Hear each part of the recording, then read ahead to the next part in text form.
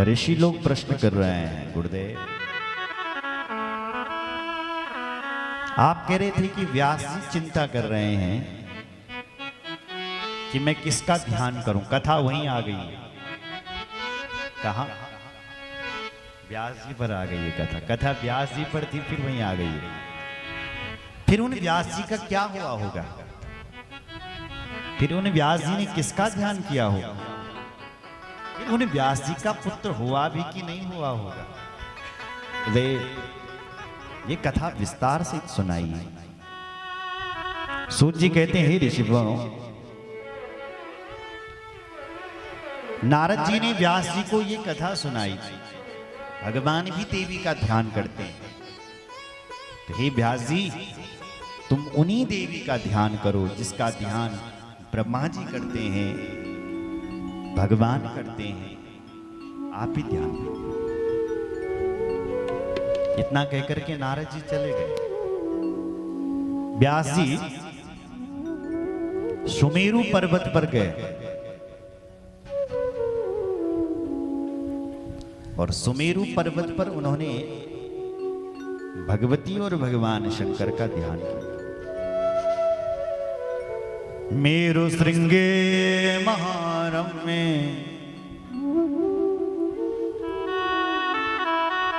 व्यासा सत्यावती सुता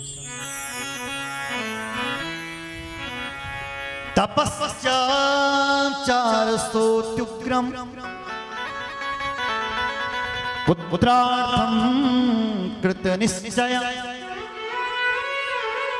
पुत्रार्थं कृत निश्चय। व्यास जी ने सुमेरु पर्वत पर जाकर के 1000 वर्षों तक भगवान शंकर की और भगवती की तपस्या करी। तपस्या करके भगवान शिव प्रकट हुए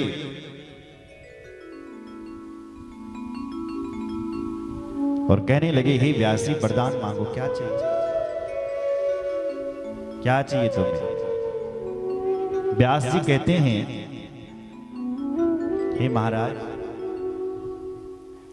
मुझे ऐसा पुत्र चाहिए जिसकी कभी मौत न हो, अयोनिजम मृत्युहीनम।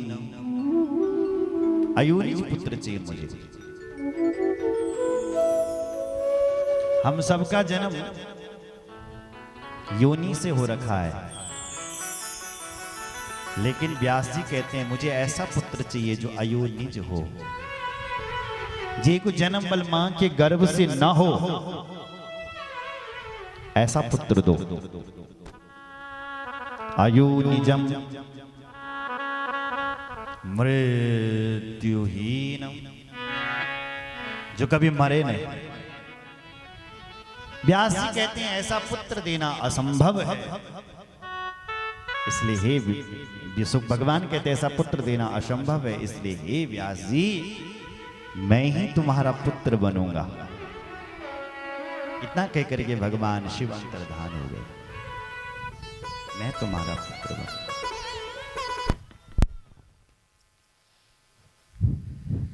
श्रीमन्नारायण नारायण नारायण।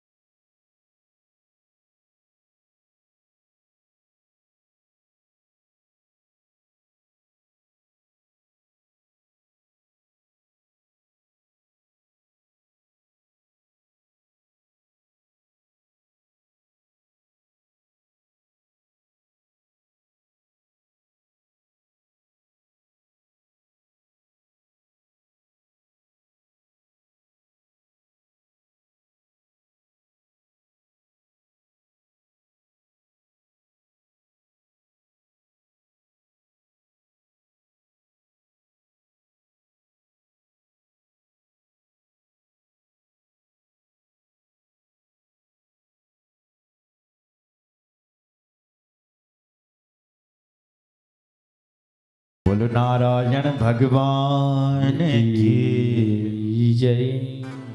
हर हर महादेव। व्यास जी घर आए और एक दिन व्यास जी अरणी मंथन कर रहे थे। हवन के लिए अग्नि प्रकट कर रहे थे।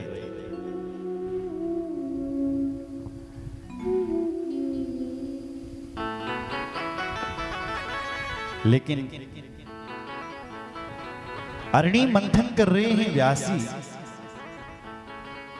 और उसी समय क्या हो रहा है कि एक घृताची नाम की अप्सरा व्यास जी को दिखाई दे रही। अरणिम सहितम गुह्यम मनमथाग्निचिकीर्षया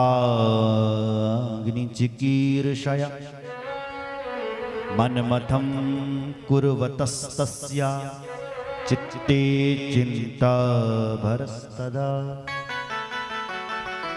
देखो ना, जिस चीज के बारे में अमल व्यक्ति ज्यादा सोच दो, हर जगह वही चीज दिखाई देती है। क्यों? अगर चश्मा तुमने काला पहन लिया तो सारी दुनिया काली दिखेगी। क्यों? मन में यही चिंता है कि पुत्र नहीं है मेरा,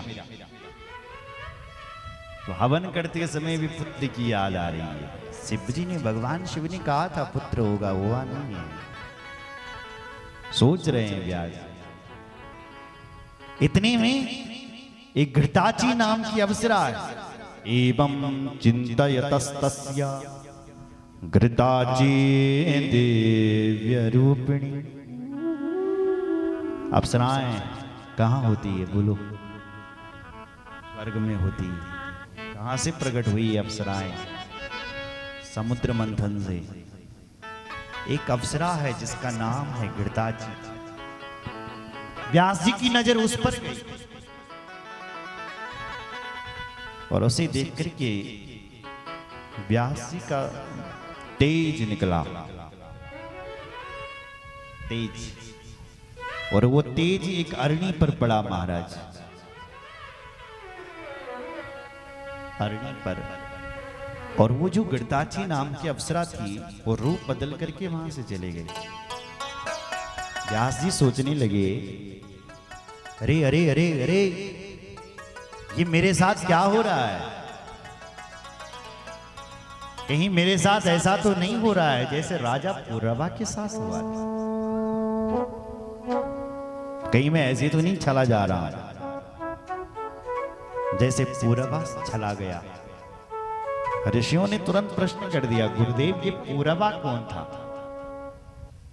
वासो पूर्वा राजा को उर्वशी देव कन्यका कथम कष्टम संप्राप्तम तेन राजा महात्मना। उर्वशी राजा पूर्वा को किसने छला था? कौन थी वो उर्वशी? बोले चंद्रमा का पुत्र था बुध, और बुध का पुत्र हुआ पूर्वा। बड़ा सुंदर था पूर्वा। इसने एक दिन क्या देखा कि स्वर्ग की उर्वशी धरती पर आई हुई। ये उर्वशी कहां से प्रकट हुई है? भगवान नारायण जब बद्रीनाथ में तपस्या कर रहे थे तो तपस्या करते हुए देवराज इंद्र को जलन होने लगी, चिढ़ होने लगी। भगवान नर नारायण जब तपस्या कर रहे थे तो इंद्र ने भगवान की तपस्या को भंग करने के लिए कामदेव को भेजा, लेकिन फैल हो गया काम। हिंसक जानवरों की माया शुरू कर दी इंद्र ने, लेकिन भगवान नारायण का कुछ नहीं बिगाड़ पाए। तब इंद्र ने 16,050 स्त्रियों को भेजा। कितनी? 16,050 सुंदरियां, अप्सराएं स्वर्ग की। वो छम छम करती हुई इतनी सुंदरी भगवान नारायण के आगे पीछे नाचने लगी, कामदेव साथ। तब भी बल भगवान नारायण की समाधि न खुली बद्रीनाथ में। भगवान समाधि में रहे, पर भगवान का जो छोटा भाई था नर, उसकी समाधि खुल गई। उसने देखा चारों तरफ स्त्रियां स्त्रियां, अपने बड़े भाई को उठाया, नारायण जी उठो, देखो ये कौन आई। भगवान नारायण ने देखा ये तो 16,000 स्त्रियां और इंद्र ने भेजी हमें छलने के लिए कि हम सुंदरता पर मोहित हो जाएं। भगवान नारायण ने अपने उरुप प्रदेश पर मारा एक थप्पड़।